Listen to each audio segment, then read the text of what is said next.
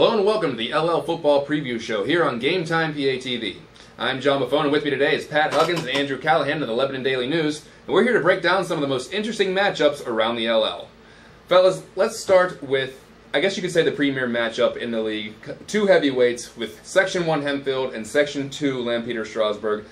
LS being the reigning Section 2 champion. A lot of storylines in this one. First of all, the return of Colin Bearshank, the quarterback from LS, had a mass removed from his brain in the spring. Didn't know if he would ever play football again. Got completely cleared and good for contact, and he'll be leading the Pioneers into this one. Also on the Hempfield side of the ball, one of the leaders on the defensive line, Nate Trimble, is offering his starting spot to Evan Pritchard, whose father passed away late last week. A big emotional story, and obviously our condolences and thoughts go out to the friends and family. But there's a lot going on the football field as well. Both of these teams like to be physical. They like to try to win the game in the trenches. Last year it came down to the final play where Trimble actually sacked Shank to end the game. But the Pioneers were threatening. The final score was 38-35, and Trimble sacked Shank as time expired. Either way, what do you think? You guys are both expecting a pretty physical matchup here? I would think so, and I think obviously, as you mentioned, a lot of emotion on both sides with Bearshank coming back and also the Trimble situation. So it'll be interesting to see who handles that the best, because obviously you're fired up opening night no matter what, and obviously added reason for both teams to do that this week. So in addition to the stuff in the trenches, that'll be a big factor as well. And I think when you look at this game, it's definitely difficult to pick one side or the other, but for me the edge is going to go to Hempfield, who's going to be at home. They're looking to challenge for that Section 1 title, be up with Township, looking at Wilson maybe knocking them off the first time in league in God knows how many years. But I think they've got the bodies to do it. They've got more returning starters than LS, who will again be on the road, and I think it will take longer for them to gel and get out those opening day jitters than it would for the Black Knights, who will be in their home unis, and I think they're going to come out with a win. Definitely going to be some fireworks from the start there in Landisville. All right, guys, let's shift gears and go on to your side of the LL out in Lebanon, the Cedar Bowl. That's the premier game in your county. Cedar Crest kind of in control of this for a while, but is there a hope for Lebanon? Yeah, I think there is hope for Lebanon, and I think a lot of it starts up front with their offensive line. They'll still be running the air raid, but they have, I think, a little more commitment to running the ball this year, and they have a good back in Malik Hunter. Big guys up front, Lucas M, Cocalico, Washington, GM Fabian. Could be able to open some holes, and I think, again, I think weather will be a factor in this game. If Lebanon can maybe wear down Cedar Crest a little bit running the ball, that could be a factor. So it'll be real interesting. But Lebanon definitely has a chance. Lebanon does have a chance, but then you've got to look at the Falcons, who are going to be home, as you mentioned. They've got more bodies to work with, and if the heat really is going to come into play, you're going to look to those extra bodies to come fill in, rotate, whether it's in the trenches, anywhere else. Two people you can't rotate in and expect the same kind of effort, though, are going to be Evan Horn and Ramey Ferreira, the two big stalwarts coming back for the Falcons this year. Horn's going to do it all, and Ferreira's going to be a threat against no matter essentially who they play at that tight end spot, and then defensively as well. So how Lebanon can control them, or how well Cedar Crest can exert Horn and Ferreira's will against them, will certainly determine it, because neither of these teams have been very good defensively over the years, and they, of course, are going to be the centerpiece for any Cedar Crest attack.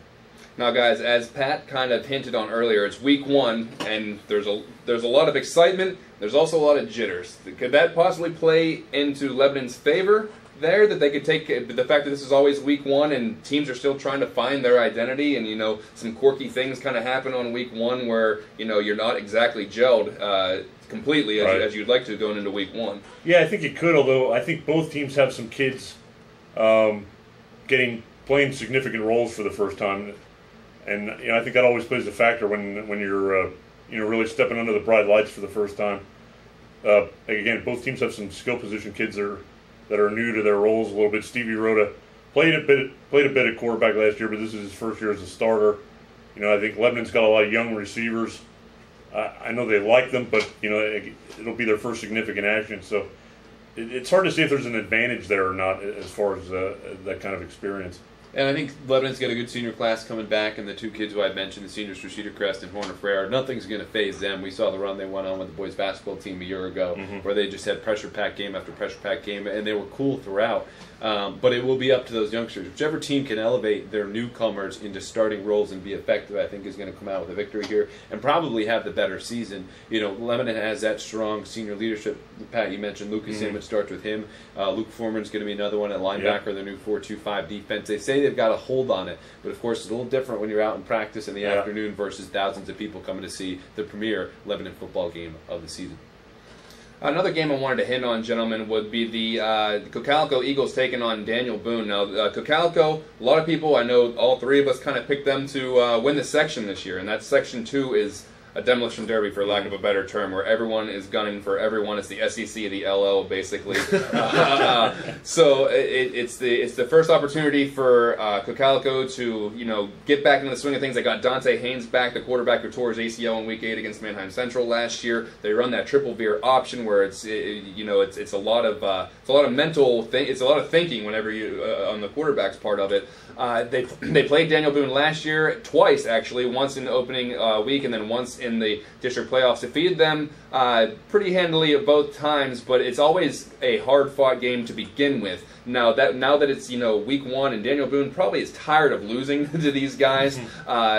You think that you got to buy into Cocalico, though, has the mental capacity to not give into those first week jitters. Yeah, I think so. And I think Cocalico is always a very disciplined team, and I think obviously having had that advantage of having success against Daniel Boone should aid them this week. I mean, I think you sometimes get a sense that maybe you have a team's number, or that team feels like they have your number. That can be a factor. So I would lean toward Cocalico there. I think Pat's first point really hit it on the head. They're a disciplined team. They're a well-coached team. And at some point when you get into matchups like this, it's going to be a matter of out-executing. There's not going to be any outsmarting. And it's just you got to line up and you got to be in your certain techniques or certain positions. Whoever does that best is going to win the ball game. And that's how it is every time against the Eagles. I don't care how good or bad that you are, and that's why they've been one of the more consistent teams, even in that demolition derby of Section 2. I think they get it done again because inexperience plays it most in the early part of the season, but for them it gets washed out by how well coached they are, and the Eagles are going to be 1-0, I think, coming on Friday. Definitely execution, a big thing for Cocalico. Now, gentlemen, let's switch gears back to Lebanon County, defending Section 3 champion Northern Lebanon. They're taking on Pine Grove this week. A lot of questions for Northern Lebanon. They lose a lot, but they also bring back a core of guys that can help them. Kind of break down this matchup for me, or just break down Northern Lebanon.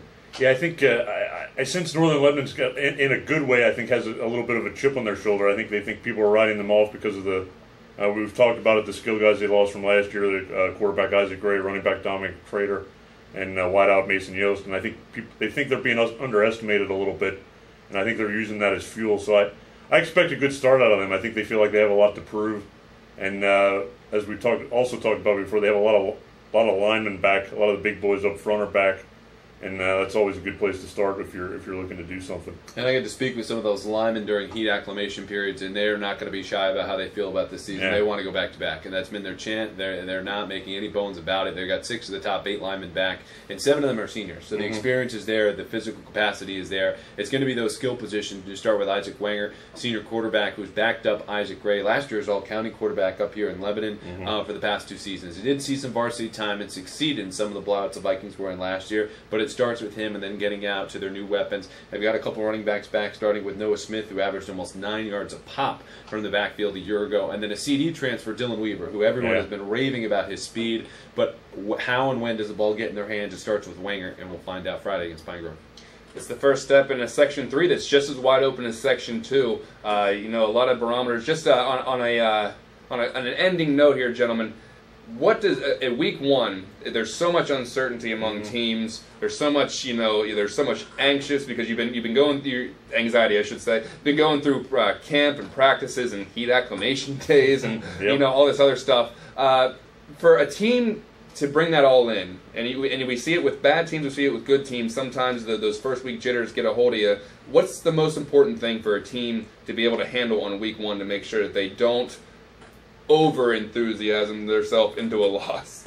Yeah, I think, it's easy to say, but I think you got to stay disciplined and try to keep those emotions in check as much as possible and try to just keep things basic and fundamental. And, I don't like to see teams try to get too fancy early on because I think everybody's a little sky high. I think you kind of stay with the basics and try to get off to a good start that way and kind of, harness those emotions a little bit for a quarter or two till you settle in, and then you can start playing football again. Yeah, I think Pat hit it on the head, and for all the jitters we talked about, I think that excitement really might be their bigger worry. You know, you come in, you're pumped up, and you lose sight of your assignment or your key. And for the kids, I think it's just be able to get off to that fast start. Let's take it one quarter at a time. You know, forget one play at a time. Let's just win the quarter. And I think you do that with some discipline. And even in teams, you know, with Cedar, Crest, and Lebanon that open every year, very familiar, you're going to see new things out there. So forget what you can't control. Make this the best quarter that you're going to play all season, and then make the second quarter the best, and then make the third quarter the best. So hopefully by the time that fourth quarter kicks in, you keep improving. You're in the best spot possible in case you get in a close game. So it's just building and just enjoy it, which, you know, they're going to do for 10 games this year. But it starts with the first, and I think a lot of coaches will be stressing that come Friday night. I would agree, and well, that about wraps up the first edition of the LL Football Preview Show here on GameTimePA TV. It's been week 1 for us, so we're just as excited as the players are. Tune in next week. We got another one coming for you. We'll see you next time.